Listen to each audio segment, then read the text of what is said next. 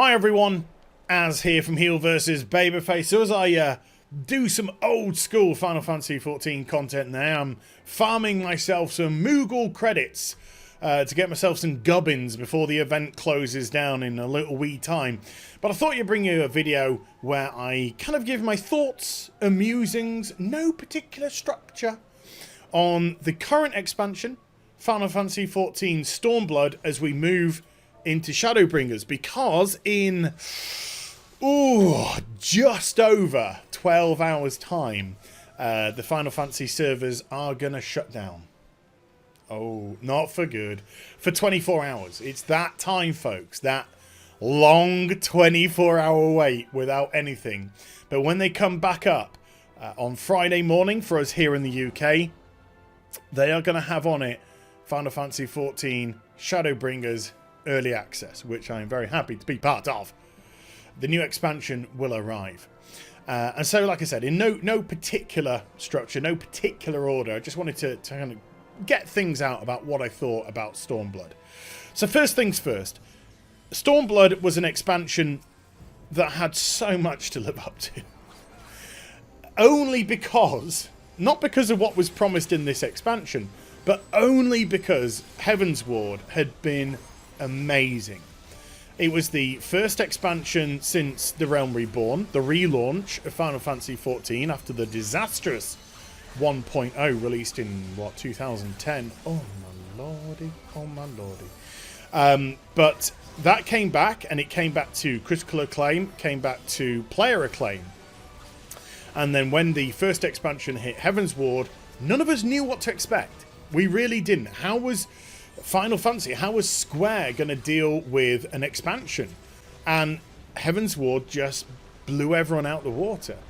The way that they introduced flying to the game was really clever. It was a very fun way to get your flying. The way that flying was based off which zone you were in for a start. So you could be able to fly in one zone, but you haven't unlocked flying in another zone, etc., etc., because it's zonal based as opposed to full open world.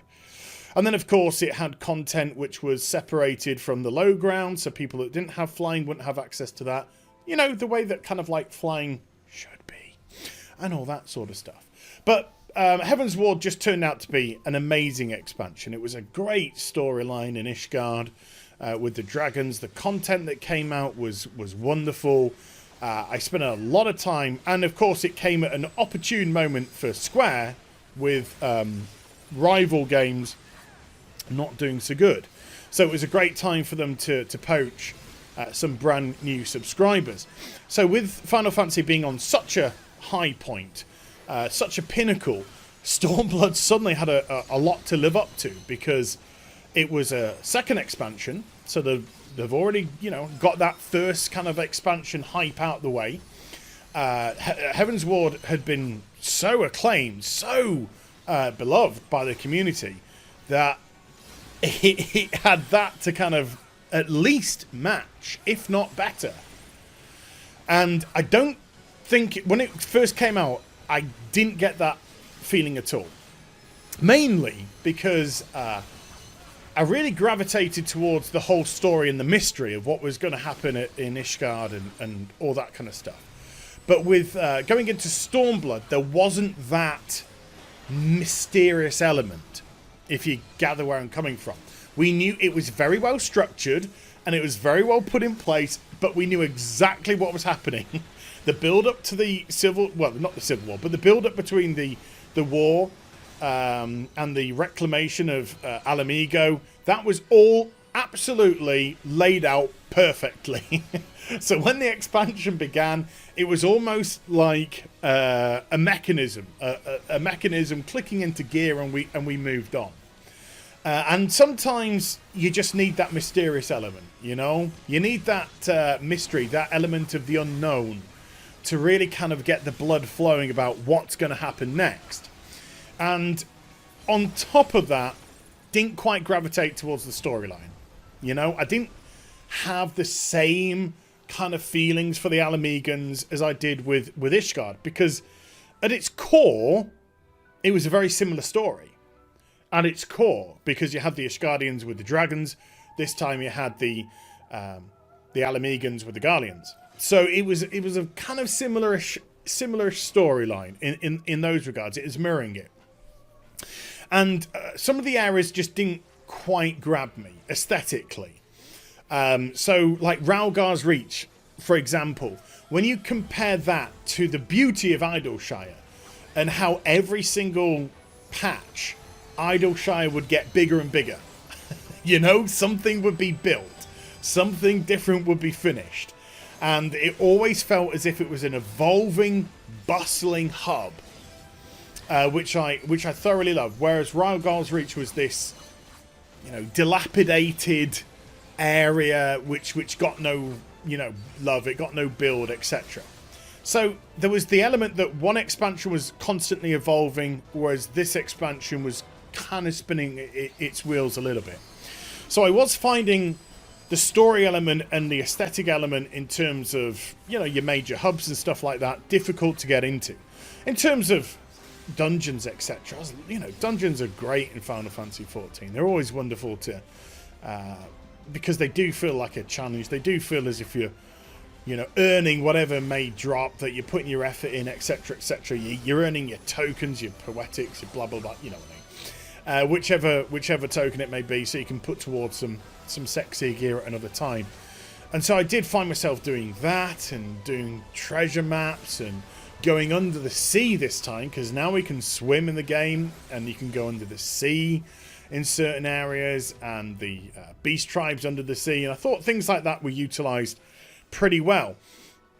But it came with me in Final Fantasy XIV, as many of you know, I always drift in and drift out, because I got other stuff which I got to do as well. You know, I'm involved in games. I'm always wanting to play games. New games are coming out constantly, and I'm trying desperately hard to, you know, to really play the ones that I like. So I'll drift in and then drift out, but I always maintain my subscription fee, because I'm always wanting to support the product, because I believe in Yoshi P and I believe in what he does. And when I come back, that's the beauty, because when I come back, I always say to myself, why do I ever leave? Why do I ever leave? Because there's always something to grab me. And it may not grab everyone. And this is one of the things which I do really appreciate. It may not grab everyone at all. But that is the great thing about having a diversity of content. That is one of the good things about having options for players. And not having everything combat-centric. So people can say, look, for instance, I'm not gravitating towards Eureka. I loved it myself, but that's just me. But I really love the raiding, and I really love the Invalis content, the Final Fantasy XII content, and or I love the dungeons, etc. Or I'm not interested in fighting. I'm going to work on my professions, which of course are so serious. In fact, when I say serious, there's just a lot of depth to the crafting system with Final Fantasy XIV. So you can always find yourself something to do. Go off, hunt your triple triad cards, you know. Go to the casino, blow money at the casino, all that kind of jazz. There's always something. Go to your garrison. Yes, Final Fantasy XIV has a garrison. Yes, it's significantly different to the World of Warcraft garrison, let me tell you. You know, go to the garrison, level up some of your troops, go into a dungeon with your troops and fight together. Yes, you can do that. You know, there's always something that you can do, something that's a little bit different and a little bit of fun with the game. And I never ever found myself still, even though I wasn't really gravitating towards the first part of the story, and I say first part because we've got more to come, I never found myself gravitating towards the first part of the story, but I always found that when I came back to the game, something was there to grab me. Some new bit of content was there for me to get involved with, particularly with the whole Eureka business. And I never completed it, I never got my relic, but I went through 3, or I was on my 3rd, you know, major area of it. So in that regard, I was like, yeah, that's cool. You know, I'm happy with that. I'm happy with that because I still got to do plenty of other good stuff. But on my recent return, I realized, of course, that I need to push the storyline on because I want to be ready for Shadowbringers. I want to be ready for when the early access hits. And when I started to play the storyline, once the beautiful PC had come back from the hospital, I was blown away at how I just really got into it. And how it's just great character storytelling. It was simple storytelling, but it was great storytelling. Nothing... Although with Final Fantasy, there are still some really grand ideas at play here. At the fundamentals of the game, it's about characters. It's about the characters. You know, it's about the scions. It's about you. It's about the people that you come across, the people that you help. And that really grounds the game. So when they do their unbelievable stuff, you always come back to that grounding. And... I just thoroughly loved picking up the story. I think I picked up the story again from the 4.2 content. I think I'd taken my storyline up to there. And so when I picked it the 4.2 content on, I just really got into the whole Doma storyline. I really got into the whole amnesia part, the characters, the parleying with the Guardians and the deception and all of that kind of stuff, and the hostage exchange, and it was just really, really engrossing stuff, and I just found myself kind of getting lost in it again, and it was just a beautiful feeling to get lost in a story. Maybe I haven't played a game that has told me a good story for a while, and I'm talking any game, I'm not throwing shade here. I'm talking about any game that's told me a good story here. And then, when the Scions started to get picked off one by one, the mysterious element began to kick in again. The voice trying to speak to you, and the voice was not powerful enough to knock you out, but it was powerful enough to knock out the Scions, because you of course are the Warrior of Light. And so these Scions, your friends, are getting almost put in a vegetative state.